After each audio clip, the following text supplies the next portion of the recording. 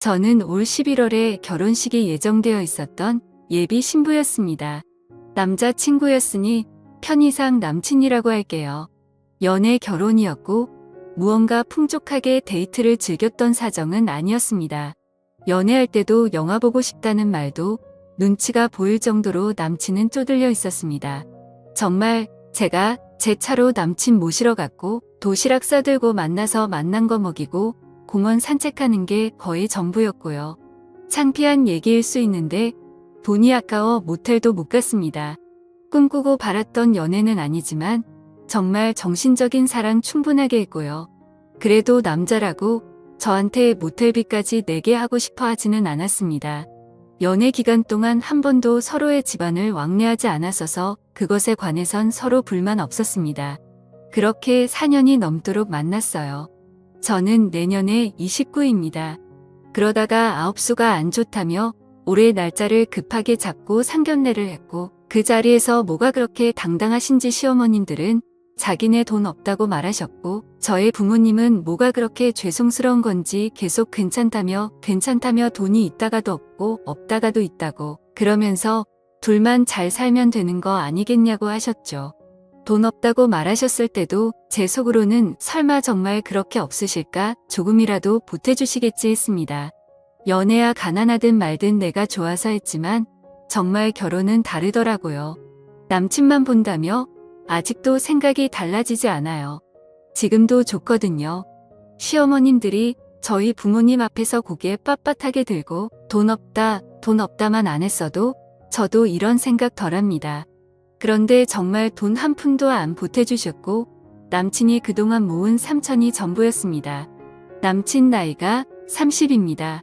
직장 생활한 지 2년 정도 되었고 연봉 4천 정도 되는데 월급 모두를 어머니가 관리했나 봐요. 자기 좀 쓰고 집 생활비 보태고 하느라 3천 2년 정말 빠듯하게 모은 거였습니다. 좋게 생각해서 그래도 그럴 수 있다. 그리고 막상 안 주시는 것보단 나은 것 같아. 남은 돈은 비우고 우리끼리 알아서 하자 했습니다. 저는 대략 6천 정도 모았었고요. 저희 집에서 집을 사주시겠다고 하시고 결혼자금으로 5천을 주신다고 하셔서 엄마 아빠 덕분에 나름 여유있게 결혼 준비 중이었습니다. 어차피 유산 명목으로 오빠와 저한테 집 한 채씩 해주시려고 했다고 하셨어요. 지금 당장 융통할 수 있는 돈이 3억이라 나머지 집값은 부모님이 대출까지 받으셔서 저희 집을 장만해 주셨고 당연히 명의는 제 명의로 했고요. 집 장만을 하고서도 서로 연락 없었습니다. 돈 한 푼 안 되던 시댁에서 고맙다는 말까지 없더군요. 그때 남친도 괜히 연락 주고받다가 마음 상한다며 웬만하면 자기 통해서만 얘기하길 바랐고 저도 한 성격 하는지라 서로 연락해서 좋을 게 없다 싶었지만 사돈이 자부를 주셨는데 감사하단 인사 정도는 해야 하는 거 아닙니까? 그러다 제가 얼마 전에 남친에게 서서히 월급 통장 가져올 준비를 하라고 했습니다. 다른 부분들은 모르겠지만 그쪽 어머니 통장을 절대 그냥 주실 분이 아니라는 거 정도는 알았거든요. 역시나 조용히 넘어가질 않더라고요. 전화하셔서 반 이상 욕을 섞어가면서 싸가지 없이 월급 통장 가져오라 그랬다면 난리를 치셨고 이내 집에서 그렇게 많이 해줬냐 그렇게 많이 해줘서 겁을 상실했냐 뭐 이딴 소리만 반복했습니다. 정말 창피했습니다. 누가 들을까봐 수화기 소리를 얼마나 줄였는지 모르겠어요. 세상 쌍욕을 다 하시더라고요. 이때만 해도 시어머님이니까 예의는 지켜야겠다 싶어 할 말 많았지만 참았고 남친한테 짜증내며 따졌어요. 월급 통장이고 뭐고 필요 없으니까 너 알아서 관리하라고 했습니다. 어차피 따로 관리하는 집들 많으니까요. 네 엄마랑 알아서 하라고 했고요. 내 월급 다 하니까 생활비는 제대로 가져오라고. 나머지 돈은 다 필요 없다고 조용히 살자 했습니다. 막상 포기하고 나니까 남친이 겁을 먹었는지 바로 통장 가져왔더라고요. 확인해보니 마이너스였던 통장이 저와 통화 후 1,800만 원 들어와 제로 상태였습니다. 그야말로 빵원요. 3천만 원이라는 돈은 또 어디로 간 걸까요?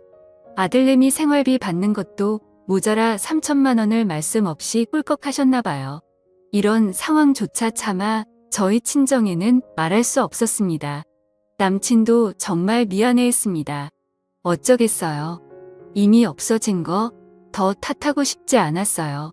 통장 사건이 있고 얼마 안 돼요. 남친이 다른 건 몰라도 처가집에서 대출 받으신 거는 우리가 갚자고 제안하더라고요. 그 순간 정말 그래? 내가 신랑 복은 있구나. 우리 신랑 정말 개념 있구나. 그렇게 생각했어요. 제 월급 자기 월급 계산하면서 몇 년 걸리겠다. 혼자 계산한 모습이 너무너무 예뻐 보였습니다. 그런데 다음날 어머님이 전화가 왔어요. 또 욕을 해가면서 우리가 언제 니네 대출까지 받아서 집 해달라 그랬냐고 소리를 지르는 겁니다. 왜 대출은 받아서 자기 아들이 그걸 갚아야 하냐고 난리를 치는 겁니다. 정말 다리에 힘이 풀리고 할 말이 없었습니다. 처음 친정에서 저희 보고 돈 갚으라고 대출하신 거 아닙니다. 자식된 도리로 할 수 있는 건 해야겠다 싶어 저희 스스로 그런 결론을 내린 거죠. 이 남자가 도대체 무슨 말을 어떻게 했길래 아니지 싶어서 화가 나더라고요. 대출금만 갚는 게 아니에요. 저희 집에서 해준 집값 다 갚기로 했는데요.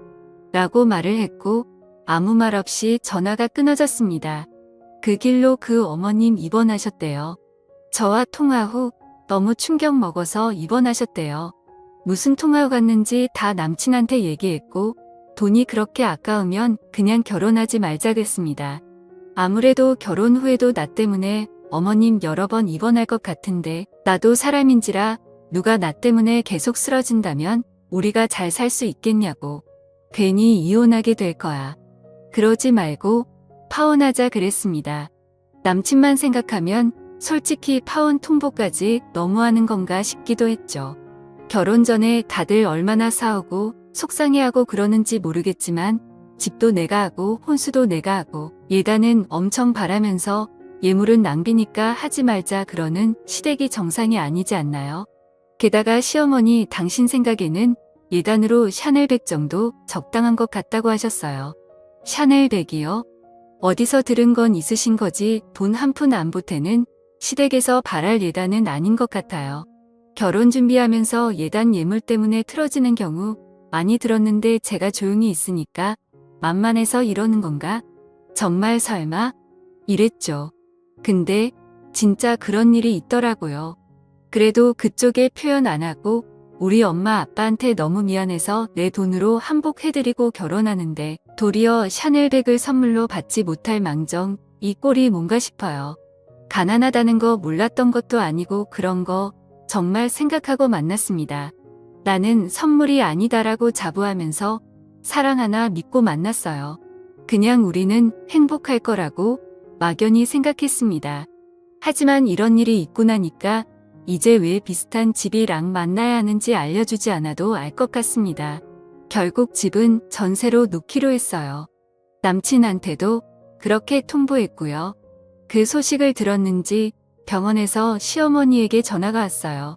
너는 병문안 한 번을 안 오냐며 뭐라고 하실길래 상황을 이해하지 못하시는 것 같아 그냥 괜찮으시냐고 물었고 그때서야 파혼이 웬 말이냐며 자식 없는 집값을 자기 아들이 어떻게 갚냐며 울먹이셨고 계속 그것만 물고 늘어주셨어요. 자긴 그런 집에서 살아본 적도 없고 본 적도 없는데 있는 집에서 딸 시집 보낼 때는 그 정도 해줄 수 있는 거 아니냐며 말을 계속 이어나가시길래 저희 집 없는 집인데요. 대출 받아서 집 산 거잖아요. 우리가 담보 없이 능력 안 되니까 부모님이 대신 대출 받으신 건데 그걸 왜 저희 부모님이 부담해야 하나요? 그리고 둘이 같이 갚는 거지 왜 아들 혼자 갚는 거라고 생각하세요? 그랬더니 거친 숨소리만 씩씩 나더니 끊고는 남친한테 또 무슨 말을 하셨는지 남친이 저한테 와서는 그 집은 그냥 전세 주고 우리는 우리 형편에 맞는 집에서 살자 하는 겁니다. 그래서 그것도 싫다고 했습니다. 어머니 어떤 사람인지 모를 때야 남친이랑 어디서 살던 둘만 있으면 행복할 줄 알았는데 알고 나니까 남친이 집을 해온다고 해도 싫어지더라고요. 서로 행복을 빌어주자 관두자고 했고 그렇게 파혼했습니다. 전화기 꺼놓고 저도 마음 정리 중입니다.